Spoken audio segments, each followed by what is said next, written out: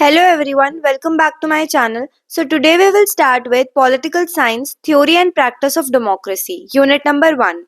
So let's have a look at the syllabus first. Unit number 1 is Origins of Idea, Ancient Greece and India, Modern Developments, Procedural and Substantive Accounts, Contemporary Innovators. So basically this is our syllabus और इसके अंदर हम बात करेंगे कि democracy का जो idea है उसका ओरिजिन कहाँ पे था. Okay, before starting, subscribe to my channel. So now let's start. सबसे पहले आप लोगों को पता होना चाहिए कि डेमोक्रेसी का क्या मतलब होता है. आई नो गाइस कि आप लोगों को पता है कि डेमोक्रेसी का क्या मतलब होता है. स्टिल जिन लोगों को नहीं पता है, डेमोक्रेसी का मतलब होता है रूल बाय द पीपल या लोगों का शासन. सिंपल शब्दों में डेमोक्रेसी एक ऐसा सिस्टम है जिसमें लोग अपने लीडर्स को चुनते हैं और उन्हें अपने बिहाफ पर डिसीजंस लेने के लिए पावर देते हैं. ये एक इंक्लूसिव सिस्टम है जिसमें सबको अपना ओपिनियन देने का हक होता है, चाहे वो अमीर हो या गरीब, पढ़े लिखे हो या अनपढ़. बेसिकली ये डेमोक्रेसी का ओरिजिन कहाँ पे हुआ, कहाँ से ये डेमोक्रेसी सबसे पहले स्टार्ट हुई. So it was started in ancient Greece which is the birth place of democracy. मतलब यहीं पे डेमोक्रेसी जो है सबसे पहले स्टार्ट हुई. एंशिएंट ग्रीस स्पेसिफिकली एथेंस को डेमोक्रेसी का जन्म स्थल कहा जाता है, लेकिन ध्यान देना जरूरी है कि ये डेमोक्रेसी आज की डेमोक्रेसी से अलग थी. सो हम देखते हैं कि एथेंस डेमोक्रेसी में क्या था. The time period was around 5th century BCE. Athens में एक सिस्टम था जिसे डायरेक्ट डेमोक्रेसी कहते हैं. इसका मतलब ये है कि लोग डायरेक्टली डिसीजंस में पार्टिसिपेट करते थे, कोई रिप्रेजेंटेटिव्स के थ्रू नहीं. जैसे अगर हम इंडिया की बात करें तो यहाँ पे हमारा इनडायरेक्ट डेमोक्रेसी वर्क करता है, जहाँ पे हम लीडर्स को इलेक्ट करते हैं और वो हमारे बिहाफ पे डिसीजंस लेते हैं. लेकिन डायरेक्ट डेमोक्रेसी में ऐसा नहीं होता. हम ही डायरेक्टली डिसीजन मेकिंग बॉडी के अंदर इन्वॉल्व होते हैं.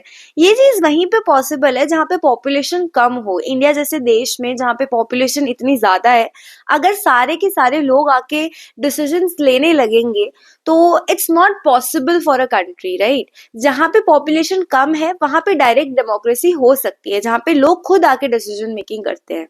अब इसके अंदर कौन कौन पार्टिसिपेट कर सकता था. सिर्फ फ्री अडल्ट मेल्स को वोट करने का राइट था. नो वुमेन, नो स्लेव्स और नो आउटसाइडर्स. सिर्फ और सिर्फ जो मेल्स थे, आदमी लोग थे जो फ्री हैं, उन्हीं को राइट था. किसी भी स्लेव को भी नहीं था, वुमेन्स को भी नहीं था, और कोई आउटसाइडर अगर आ रहा है तो उसको भी कोई राइट नहीं दिया गया था. आज के पर्सपेक्टिव से ये अनफेयर लगता है, पर उस समय के लिए ये एक रेवोल्यूशनरी आइडिया था, क्योंकि ये पहली बार था जब कॉमन लोगों को पॉलिटिकल डिसीजंस में शामिल होने का मौका मिला. एथेंस में एक असेंबली होती थी जिसे एक्लेशिया कहते थे, जहां लोग इम्पोर्टेंट मैटर्स पर डिस्कशन और वोटिंग करते थे. एक काउंसिल होती थी जो डे टू डे काम हैंडल करती थी और मेंबर्स को लॉटरी के थ्रू सिलेक्ट किया जाता था. सो नाउ लेट्स सी कि एंशिएंट इंडिया में अर्ली डेमोक्रेटिक आइडियाज क्या थे. एंशिएंट इंडिया में भी डेमोक्रेसी के कुछ एलिमेंट्स मिले हैं, लेकिन उनका फॉर्म ग्रीस से अलग था. फर्स्ट, सभा और समिति. ऋग्वेदा जो एक एंशिएंट टेक्स्ट था, उसमें सभा और समिति का मेंशन है. ये दोनों ऐसे असेंबलीज थे जो लोकल गवर्नेंस के लिए काम करते थे. सभा एक स्मॉल काउंसिल थी जो डिसीजंस और डिस्कशंस में मदद करती थी. समिति एक लार्जर असेंबली थी जिसमें ज्यादा लोग इन्वॉल्व होते थे. Second is publics. Ancient India में कुछ रिपब्लिक्स कहते थे. इसका मतलब है कि उनका गवर्नेंस एक ग्रुप ऑफ पीपल के थ्रू होता था, ना कि एक सिंगल किंग के थ्रू. फॉर एग्जाम्पल, वजी कॉन्फेडरेसी इन बिहार, जिसे लॉर्ड बुद्धा के समय का एक डेमोक्रेटिक सिस्टम माना जाता है. फॉर एग्जाम्पल सोचो, एक नेबरहुड कम्युनिटी है जिसमें सारे घर के हेड मिलकर डिसीजन करते हैं कि पार्क बनवाना है या नहीं. किसी एक का फैसला नहीं होता, सबका कलेक्टिव डिसीजन होता है. एंशिएंट इंडिया के रिपब्लिकन कुछ ऐसे ही काम करते थे. Now the third is inclusiveness and spiritual connection. Indian democracy का एक यूनिक एस्पेक्ट था कि ये स्पिरिचुअल और मॉरल वैल्यूज से जुड़े डिसीजंस पर फोकस करता था. लीडर्स को सिर्फ प्रैक्टिकल नहीं, एथिकल डिसीजंस भी लेने पड़ते थे. सो बेसिकली अब हम देखते हैं कंपैरिजन बिटवीन ग्रीस और India. First aspect is participation. Greece में सिर्फ मेल्स को पार्टिसिपेट करने का हक था। इंडिया में असेंबलीज में पार्टिसिपेट ज्यादा इंक्लूसिव था, पर ये मोस्टली एलीट ग्रुप्स तक लिमिटेड था। Second, forms of democracy. Greece had direct democracy, India had a mix of assemblies and republican ideas. Third, focus. Greece का फोकस पॉलिटिकल डिसीजंस पर ज्यादा था, इंडिया का फोकस एथिकल और स्पिरिचुअल डायमेंशंस पर भी था। सो बेसिकली एंशियंट ग्रीस और इंडिया दोनों ने अपने अपने तरीके से डेमोक्रेसी का फाउंडेशन रखा, जहां ग्रीस ने पॉलिटिकल पार्टिसिपेशन का मॉडल दिया और दूसरी तरफ इंडिया ने गवर्नेंस और मोरालिटी का एक बैलेंस दिखाया। So now the next topic is modern democracy, the transformation. First, the rise of representative democracy. Ancient democracy जैसे एथेंस का सिस्टम डायरेक्ट डेमोक्रेसी था। इसमें लोग खुद सारे डिसीजंस डायरेक्टली लेते थे, लेकिन जैसे जैसे पॉपुलेशन बढ़ने लगी और सोसाइटीज कॉम्प्लेक्स होती गई, डायरेक्ट डेमोक्रेसी का मॉडल प्रैक्टिकल नहीं रहा। तब आई रिप्रेजेंटेटिव डेमोक्रेसी। फॉर एग्जाम्पल, सोचो एक स्कूल में 500 स्टूडेंट्स हैं और सब अपनी प्रॉब्लम्स प्रिंसिपल को इंडिविजुअली बताने चले जाएं। प्रिंसिपल के लिए इम्पॉसिबल होगा सबसे बात करना, इसीलिए एक स्टूडेंट काउंसिल बनाई जाती है जो स्टूडेंट्स को रिप्रेजेंट करती है। मॉडर्न डेमोक्रेसी का सिस्टम भी कुछ ऐसे ही है। हम लीडर्स को इलेक्ट करते हैं जो हमारे बिहाफ में काम करते हैं। So the next is the role of revolutions. Democracy की तरफ मूव होने में कुछ इंपॉर्टेंट रेवोल्यूशंस का रोल रहा था। So first is American revolution 1776। America ने मोनार्की को रिजेक्ट करके एक डेमोक्रेटिक गवर्नमेंट बनाई। इसका मोटो था government of the people, by the people, for the people. The second revolution was French revolution 1789। France में मोनार्की और फ्यूडल सिस्टम के खिलाफ रिवॉल्ट हुआ और डेमोक्रेसी के प्रिंसिपल्स जैसे लिबर्टी, इक्वालिटी और फ्रेटर्निटी को प्रमोट किया गया। फॉर एग्जाम्पल, ये वैसे ही है जैसे एक क्लासरूम में अगर एक स्टूडेंट ग्रुप लीडर अपने पावर का मिसयूज करे तो बाकी स्टूडेंट्स उसके खिलाफ खड़े हो जाते हैं और एक फेयर सिस्टम की डिमांड करते हैं। रेवोल्यूशंस ने भी सोसाइटीज को अनफेयर सिस्टम के खिलाफ खड़े होने की हिम्मत दी। Third is industrial revolution and social change. Industrial revolution 18th to 19th century. जब इंडस्ट्रीज ग्रो करने लगी और लोग सिटीज में माइग्रेट करने लगे तो सोसाइटीज ज्यादा इंटरकनेक्टेड हो गई, एजुकेशन और अवेयरनेस बढ़ी और लोग अपने राइट्स के लिए डिमांड करने लगे। डेमोक्रेसी एक नीड बन गई क्योंकि लोग अनइक्वल सिस्टम्स जैसे किंग्स और लॉर्ड्स का रूल को एक्सेप्ट करने को तैयार नहीं थे। फॉर एग्जाम्पल, इमेजिन एक फैक्ट्री वर्कर जो पूरा दिन काम करता है लेकिन उसके पास अपने बेसिक राइट्स नहीं है। वो अपने लिए बेटर वर्किंग कंडीशंस और रिप्रेजेंटेशंस की डिमांड करेगा। इंडस्ट्रियल रेवोल्यूशन के टाइम पे ऐसे ही चेंजेस आए जो डेमोक्रेसी के राइज का रीजन बने। So now, foundation of modern democracy.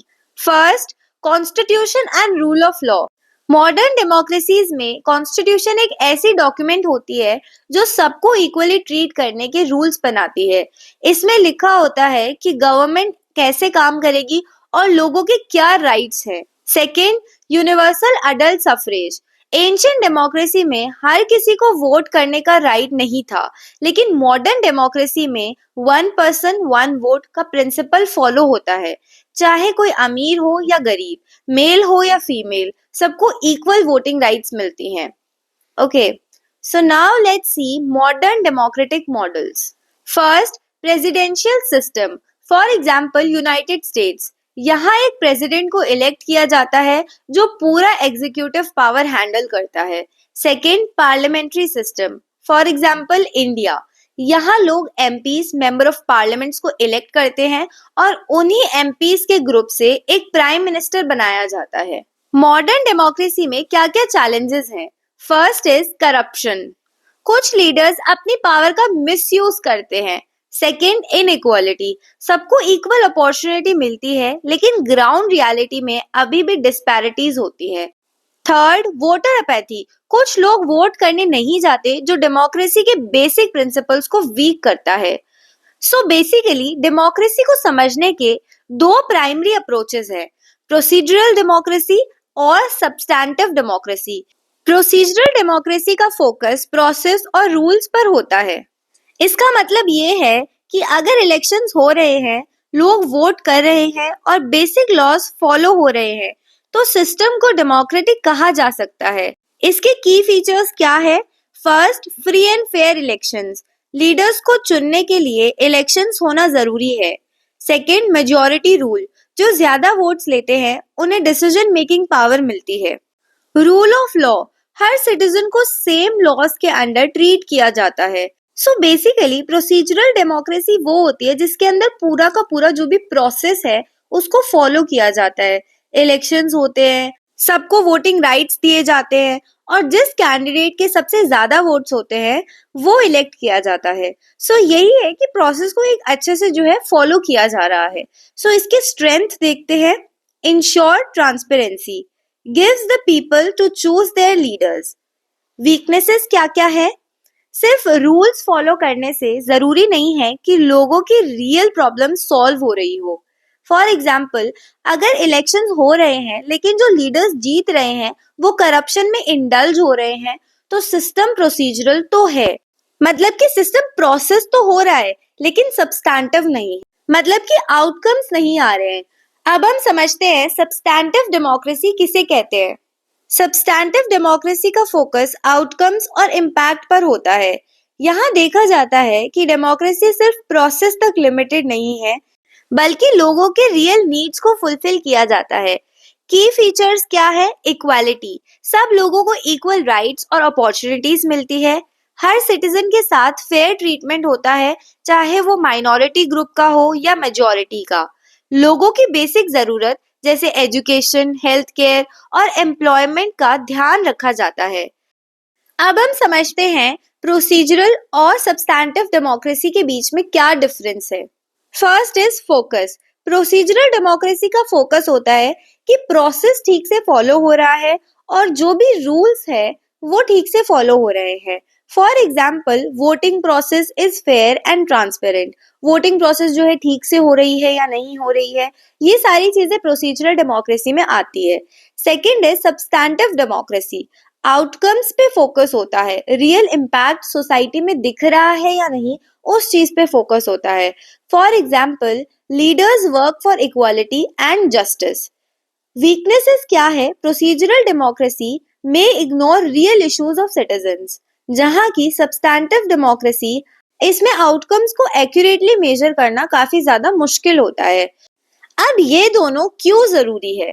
Procedural democracy ensure करता है कि रूल्स और सिस्टम्स प्लेस पे है, जो एक स्ट्रक्चर फ्रेमवर्क प्रोवाइड करता है, और सब्सटैंटिव डेमोक्रेसी इंश्योर कि लोगों की लाइव्स में रियल चेंजेस आए। सो नाउ लेट्स सी कि इसमें क्या क्या चैलेंजेस आते हैं। First is corruption. इलेक्शंस हो जाते हैं, मतलब कि प्रोसेस जो है, प्रोसीजरल डेमोक्रेसी जो है वो अच्छे से हो जाती है, लेकिन लीडर्स काम नहीं करते, मतलब कि सब्सटैंटिव डेमोक्रेसी फेल हो जाती है। Second challenge is inequality. Procedural framework में रूल्स सबके लिए सेम है, लेकिन ग्राउंड रियलिटी में सबको इक्वल ट्रीटमेंट नहीं मिलता। Now let's understand the last topic, which is contemporary innovators. Contemporary innovators कौन होते हैं? कंटेम्परेरी इनोवेटर्स वो इंडिविजुअल्स, थिंकर्स और मूवमेंट्स हैं जो मॉडर्न चैलेंजेस के सॉल्यूशंस ढूंढने के लिए डेमोक्रेसी के नए मॉडल्स डेवलप करते हैं। इनका फोकस सिर्फ इलेक्शंस और गवर्नेंस पर नहीं, बल्कि लोगों की पार्टिसिपेशन और एम्पावरमेंट पर होता है। What are the key contributions by contemporary innovators? First is participatory democracy. Participatory democracy का फोकस है लोगों की डायरेक्ट इन्वॉल्वमेंट पर, सिर्फ वोटिंग तक लिमिटेड नहीं। ये इंश्योर करता है कि सिटीजन्स पॉलिसी मेकिंग और डिसीजन मेकिंग प्रोसेसेस में भी एक्टिवली शामिल हो। इसका इनोवेटर कैरोल पैटमैन था। कैरोल पैटमैन ने अपनी book participation and democratic theory में आर्ग्यू किया कि डेमोक्रेसी तभी स्ट्रांग होगी जब लोग सिर्फ वोटर्स ना बनकर रहें, बल्कि गवर्नेंस में एक्टिव रोल ले। Second is deliberative democracy. Deliberative democracy का फोकस है डिसीजंस और डिबेट्स पर। इस अप्रोच में माना जाता है कि लोगों को सारे व्यू पॉइंट समझने का चांस मिलना चाहिए और डिसीजंस लॉजिकल डिस्कशंस के बाद लिए जाने चाहिए। इसका इनोवेटर है जर्गन हैब्रेमस। हैब्रेमस ने डेलिब्रेटिव डेमोक्रेसी का आइडिया प्रमोट किया। उनका कहना था कि पब्लिक डिस्कशंस और रीजनिंग डेमोक्रेसी को ज्यादा इंक्लूसिव और फेयर बनाते हैं। फॉर एग्जाम्पल, इमेजिन करो एक नेबरहुड कमेटी का डिसीजन है कि पार्क बनेगा या नहीं। अगर बस वोटिंग के थ्रू डिसाइड किया जाए तो शायद माइनॉरिटी का ओपिनियन इग्नोर हो जाए, लेकिन अगर एक ओपन डिस्कशन हो तो सब अपनी बात रख सकते हैं और म्यूचुअल एग्रीमेंट पर आया जा सकता है। Third is digital democracy. Technology का यूज डेमोक्रेसी को और एक्सेसिबल बनाता है। डिजिटल टूल्स के थ्रू लोग ऑनलाइन पार्टिसिपेट कर सकते हैं, अपने ओपिनियन शेयर कर सकते हैं और गवर्नेंस के प्रोसेसेस में एक्टिवली शामिल हो सकते हैं। इनोवेटर कौन थे इसके? बैथ साइमन नोवेक। नोवेक ने डिजिटल डेमोक्रेसी के कॉन्सेप्ट को पॉपुलराइज किया। उनका कहना था कि गवर्नमेंट को टेक्नोलॉजी का यूज करना चाहिए to involve citizens in decision making. For example, imagine करो अगर एक ऐप हो जिसमें लोकल इश्यूज के लिए प्रपोजल्स और सॉल्यूशंस दिए जा सके और सिटीजन्स उन पर वोट करे। ये गवर्नेंस को ज्यादा ट्रांसपेरेंट और पार्टिसिपेटरी बना सकता है। Now the fourth is grass roots democracy. Grass root democracy का फोकस लोकल लेवल्स पर लोगों की एम्पावरमेंट पर होता है। इसका एम है कि डिसीजन सिर्फ नेशनल लेवल पर ना लिए जाएं, बल्कि लोकल कम्युनिटीज की नीड्स को भी प्रायोरिटाइज किया जाए। इसके इनोवेटर थे महात्मा गांधी। गांधी जी का आइडिया था कि रियल डेमोक्रेसी तभी आएगी जब पावर बॉटम अप अप्रोच से आए, यानी लोग अपने लोकल इश्यूज को सॉल्व करने के लिए एम्पावर्ड हो। For example, Panchayati Raj system India में ग्रास रूट डेमोक्रेसी का एक एग्जाम्पल है, जिसमें विलेजेस अपनी लोकल मैटर्स डिसाइड करते हैं। Now, why are contemporary innovators important? First is adaptation to modern challenges. जैसे जैसे दुनिया कॉम्प्लेक्स होती जा रही है, डेमोक्रेसी को नए इश्यूज जैसे क्लाइमेट चेंज और डिजिटल मिस इन्फॉर्मेशन के कॉन्सेप्ट कोप करना जरूरी है। कंटेम्परेरी इनोवेटर्स नए टूल्स और मॉडल्स इंट्रोड्यूस करते हैं जो इन चैलेंजेस को एड्रेस करते हैं। Second is inclusivity. Contemporary ideas ensure करते हैं कि माइनॉरिटीज और मार्जिनलाइज्ड ग्रुप्स को भी इक्वल वॉइस मिले। Third, empowerment of citizens. In models के थ्रू लोगों को सिर्फ गवर्नेंस का पार्ट बनाया जाता है, उन्हें पैसिव फॉलोअर्स नहीं रखा जाता। अब देखते हैं इन आइडियाज को इम्प्लीमेंट करने में क्या क्या चैलेंजेस फेस करने पड़ते हैं। So the first one is access. Digital democracy सबके लिए एक्सेसिबल नहीं होती, स्पेसिफिकली रूरल एरियाज में जहां टेक्नोलॉजी का रीच लिमिटेड है। Second, resistant to change. Traditional systems के लीडर्स और स्टेक होल्डर्स नए मॉडल्स को एक्सेप्ट करने में हेजिटेट करते हैं। Third, complexity. पार्टिसिपेटरी और डेलिब्रेटिव प्रोसेसेस टाइम कंज्यूमिंग और कॉम्प्लेक्स हो सकती हैं। So now conclusion. So basically democracy का कॉन्सेप्ट एंशियंट ग्रीस और इंडिया से स्टार्ट हुआ, जहां लोग डायरेक्टली गवर्नेंस में पार्टिसिपेट करते थे। मॉडर्न टाइम्स में ये रिप्रेजेंटेटिव डेमोक्रेसी में बदल गया, जिसमें लोग अपने आइडियाज को इलेक्ट करते थे। डेमोक्रेसी को समझने के दो अप्रोचेस हैं, प्रोसीजरल डेमोक्रेसी और substantive democracy. Procedural democracy focus सिर्फ प्रोसेसेस पर होता है, जैसे फ्री इलेक्शंस और रूल ऑफ लॉ, जहां की सब्सटैंटिव डेमोक्रेसी फोकस आउटकम्स पर होता है, जैसे इक्वालिटी, जस्टिस और सिटीजन वेलफेयर।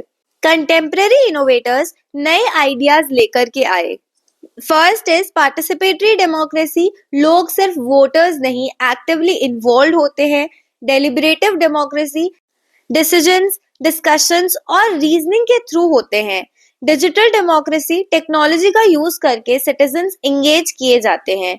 ये सब माइलस्टोन्स और इनोवेशंस डेमोक्रेसी को ज्यादा इंक्लूसिव और मॉडर्न बनाते हैं। सो आई होप आपको यूनिट नंबर 1 अच्छे से क्लियर हो गई होगी। अगर आपको कोई डाउट्स है तो feel free to ask me in the comment box. I will reply you as soon as possible. Thank you so much for watching and please guys subscribe to my channel.